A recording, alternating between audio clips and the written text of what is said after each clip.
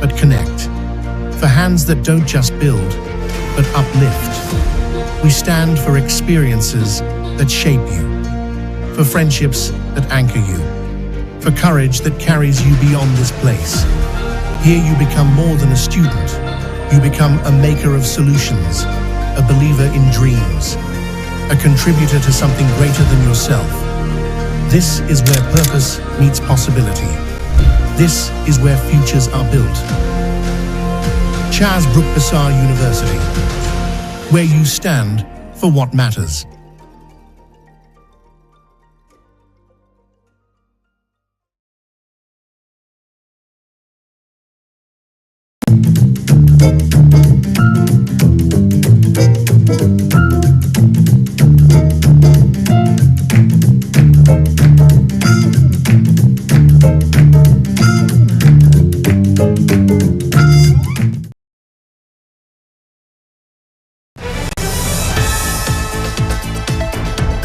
Bushe mwalikwata Top Star Decoder.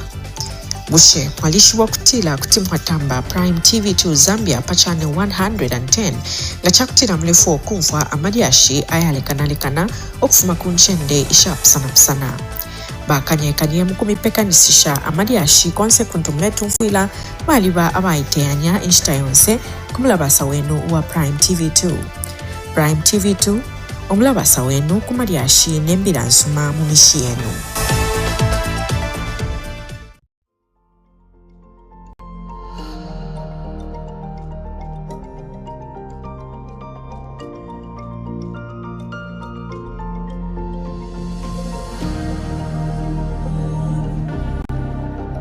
What do we stand for? We stand for possibility, for the belief that every tomorrow begins with a choice made today. We stand for growth, for curiosity that pushes boundaries, for knowledge that prepares you not just to adapt, but to lead. We stand for community, for minds that don't just think, but connect, for hands that don't just build, but uplift. We stand for experiences that shape you, for friendships that anchor you, for courage that carries you beyond this place. Here you become more than a student. You become a maker of solutions, a believer in dreams, a contributor to something greater than yourself. This is where purpose meets possibility. This is where futures are built. Charles Brook Bassar University, where you stand for what matters.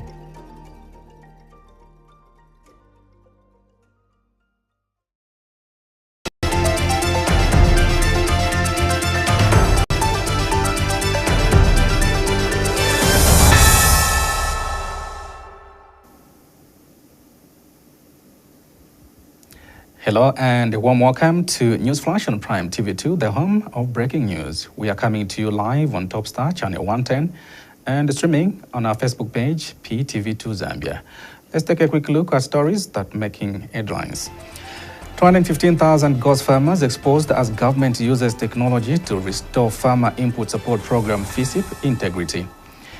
The Commuters' Rights Association of Zambia CRAS has demanded that government revoke the contract awarded to the contractor working on the Ndola Sakanya Mufulira Road. Delays to access the Constituency Development Fund CDF in Monze's Simanansa area to construct a classroom block has forced the community to join forces to fund the project. With the news in detail, my name is Maidon Kilalo. Let's start the news with the head of state. Now, President Hakainde Hichilema has disclosed that 215 ineligible beneficiaries have been removed from the Farmer Input Support Program FISIP following a nationwide cleanup exercise. The head of state says that the exercise was conducted using technology to screen beneficiary records, which revealed that thousands of individuals listed were not genuine beneficiaries. President Hichilema has further noted that some farming inputs were being accessed by non-existent individuals, adding that certain agriculture officers allegedly created ghost cooperatives to fraudulently benefit from the program. He has emphasized that the development highlights the critical role of technology in enhancing transparency and accountability in public programs. You also know that government is doing a couple of things that the digital revolution has enabled us to achieve. We're even cleaning up facilities, I'll tell you, like social cash transfer, FISIP, cash for work. We don't want duplication. But before we started uptaking digital tools, one fellow will be drawing resources from social cash transfer and also on FISIP and on cash for work. Once we went digital on FISIP alone, inside FISIP, we were able to knock out 215,000 non-intended beneficiaries. On just one instrument. Now imagine how much money we lost over the years, last 20 years or so. This is not what the government wants, this government. 215,000 unintended beneficiaries were drawing every year facilities on FISIP. But it didn't exist. How were they created? Fiction. Even by agricultural officers. They ended up creating dead cooperative members, maybe 30, 40. They don't exist. But we had no capacity to clean up. Now we've cleaned up. So this year we moved 100% FISIP. In fact, that was 70% of the FISIP facility. We did it just a pilot. So this year we have done 100%. It means there's more savings. Can you imagine now we can cross to other facilities, cash for work and other things. It means potentially there are savings that basically we're sitting on and wastage has been going on for so long.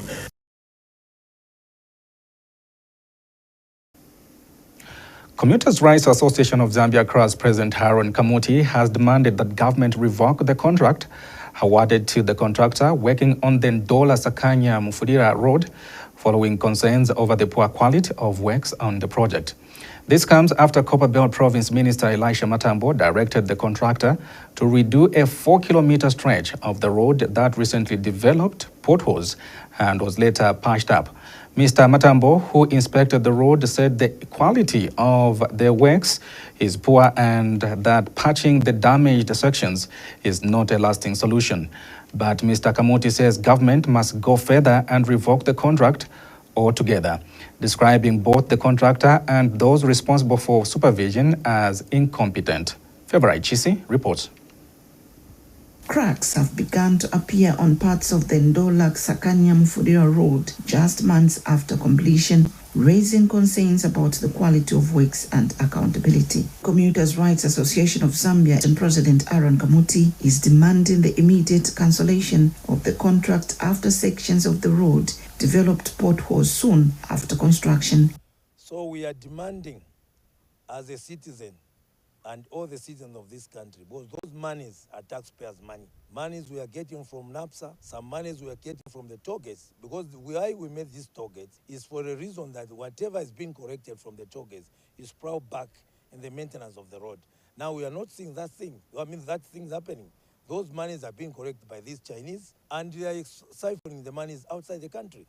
So what we want to see, we demand that you revoke the contracts you've given to these Chinese. Both they're incompetent and they've failed us. He has also raised safety concerns on the Lusaka-Ndola dual carriageway, citing missing pedestrian crossings and bus stops. Now we have a Lusaka-Ndola dual carriageway. We've been talking about interventions. We haven't seen anything in terms of roundabouts where pedestrians are supposed to be using, cyclists. So there's a conflict of interest between the motorists and the cyclists, also the Uber pushers. People are dying every day.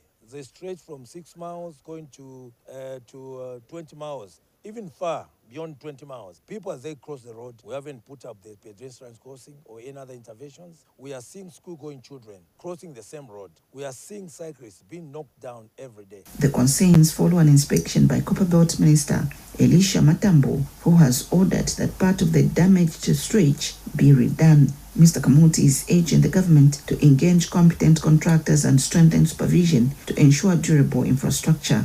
I think there's a lot of work to be done. The interventions, which of course have taken a step to write to the Ministry of Transport and Logistics to complain about where we haven't put the bus stops and bus stations, the pedestrian crossing, but we haven't received any reply up to this time. Favorite, Chise Prime TV News, Lusaka. John Shikabe in Southern Province reports that a determined community in Simanansa area of Mwanza district has taken education into its own hands with the construction of a 1x2 classroom block now nearing completion. Speaking to PTV2 News, Senior Headman Simanansa Richard Kayumba said the project was initiated after a sharp increase in pupil enrollment overwhelmed the school's existing infrastructure. Mr. Kayumba has revealed that repeated attempts to secure funding for additional classrooms under the Constituency Development Fund CDF proved unsuccessful, leaving the community with no choice but to act. We have the details in the following report. Residents of Simanansa area in Mwanza district of Southern Province have united to tackle the problem of overcrowding at Simanansa Primary School. As the learners' population continues to increase due to the free education policy, the community members decided to build a 1x2 classroom block using their own resources. According to Richard Kayumba, who is senior headman Simanansa, the necessity for extra classrooms became apparent due to the rising enrollment figures. The headman said despite several attempts to secure funding through the Constituency Development Fund, the community was unsuccessful. Kunyina wakachatoro memuntu shwon twalire mbere taizwi so secondary pesa bakatupa kuti mbotutimanine wawa tuya ku secondary. This motivated them to take matters into their own hands and start building. The construction of the classroom block, which is currently at 90% completion, is a clear demonstration of the community's determination to provide a conducive learning environment for their children. Mwinga Abin is the project's chairperson. Kalichita apply but CDF tibaga tuhuwa. Twalite vakanso chairperson bagamboti taba funding ikintu cyari tarigira aba community taba imbo bajiyaga ansi. So bagamboti mwawa apply ja utija kujinywana ja utibagatarige ba CDF. That's when council be involved at the moment. Age ninguzuye sutoba community onyina mara CDF aganjira twagasorega kuromba ko moyo shazi bagabaruse bagatugwahiriya usigira nitwa urufinga twatya nitwa mana abana ari mu class one this time barayere kuchira kunjira wiya. Our school has been upgraded to go secondary, so to see form 1 we have got 2 classes, form 2 1 class, so next year alindiza batupama classes, so tuyandama buildings manji. A new facility will help alleviate the overcrowding issues and provide much-needed relief to the learners and teachers of Simanansa School. John Shikabe, Prime TV News in Mwanza District, Southern Province. Residents of Nkema District in Western Province have commended government for the positive impact of the school feeding program. The residents say the initiative has brought relief and joy to many families, particularly those struggling to make ends meet. They note that with the program in place, more children are now attending school, as learners are able to spend more time in class and remain focused on their studies. More in the following report. The school feeding program has been a game changer for pupils in public schools, especially those from vulnerable families. By providing daily meals, the program has improved the school attendance, with some areas seeing a jump from 65 to 85% attendance. One such a school is Nkema Secondary School in Western Province. With a population of 1,700 pupils, the school implements a feeding program which has so far seen improved the school results and enrollment.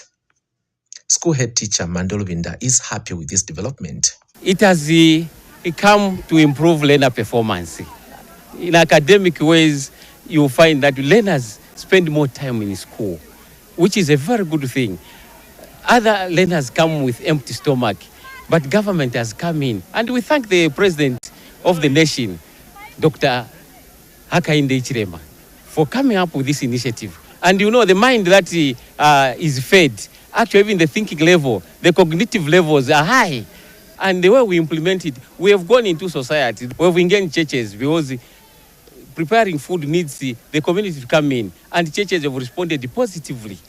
And they appreciate government as well, because we have found it easier because government has already paved the way for us, because most of them, they are receiving social cash transfer. Pupils at the school are equally elated with this initiative, which has so far seen most of them spending more studying hours in the school. Some days back, there used to be a lot of absenteeism because that sometimes in January, where in our homes, there is an availability of food. So you would find that sometimes learners have not come to school because they don't have food. But with the availability of food in the school now, everyone is able to come in school and eat. To the government, we are very grateful. The community members have expressed baba mu bazoma libaka ze siyo hande baba mu kibana balinzi yala una ni muso kwali limoza kwa mulaho kono zene lisiyo luitumela kubo mwinasi tulo baluna bo hakainde ichilema ofisa witumelo kubo hakainde ichilema bo president baluna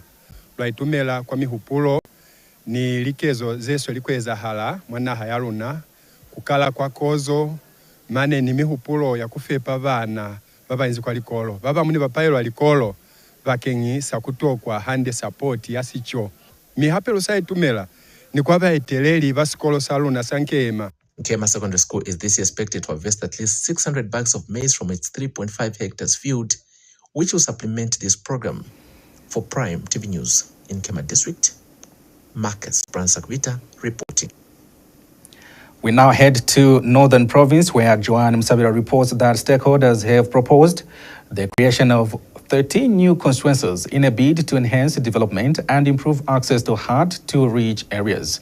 The province currently has 13 constituencies, but stakeholders argue that service delivery remains a challenge due to the region's mountainous terrain and extensive wetlands. Meanwhile, Electoral Commission of Zambia ECZ Commissioner retired Major General Vincent Mukanda says all submissions will be given equal consideration, although not all proposals will necessarily result in the creation of new constituencies. More details in the following report.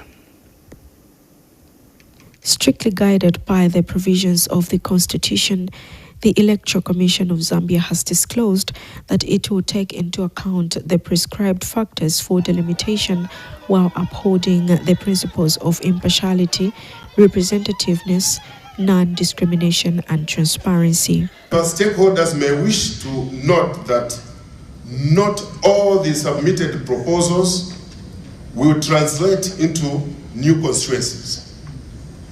We therefore appeal for patience from all stakeholders as the Commission concludes this very noble process, and at an appropriate time you will be notified of the decisions regarding the allocation of the 70 new constituencies.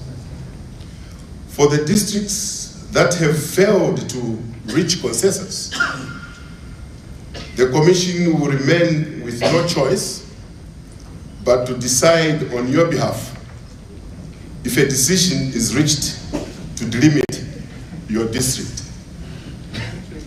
So don't lose hope.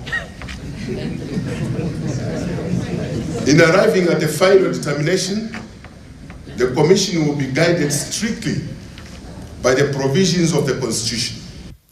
Meanwhile, stakeholders in Kasama District, Northern Province, have requested the Commission to add 13 more constituencies, citing mountainous wetland geographic location of the province. Madam Chairperson, I'm down on my knees as your council chairperson, a female for that matter, appealing to you, the entire Commission, to consider giving Chilubi another constituency. Abantu bauku abengira mpita bamwishi bamona feba chikope ferati ya TV umulando wakwera miendele yalishu. Please. The Electoral Commission of Zambia is scheduled to receive the 9th submission of the delimitation proposals in Eastern Province, Chipata District on Friday, March 20th, 2026. Joanne Msabila, Prime TV News, Kasama District, Northern Province. Well, thank you so much, Joanne, for that report. On that note, we end the news this afternoon. Let's take a quick look up at stories that made headlines. 215,000 ghost farmers exposed as government uses technology to restore Farmer Input Support Program FISIP integrity. The Commuters' Rights Association of Zambia, CRAZ, has demanded the government revoke the contract awarded to the contractor working on the Ndola-Sakanya-Mufulira Road. Delays to access the Constituency Development Fund, CDF, in Monze's Simanansa area to construct a classroom block has forced the community to join forces to fund the project. Thank you so much for watching. But for these and other stories, like our Facebook page, that is PTV2 Zambia. On behalf of the entire news and production crew, this has been my Don Kilaro. Stay tuned.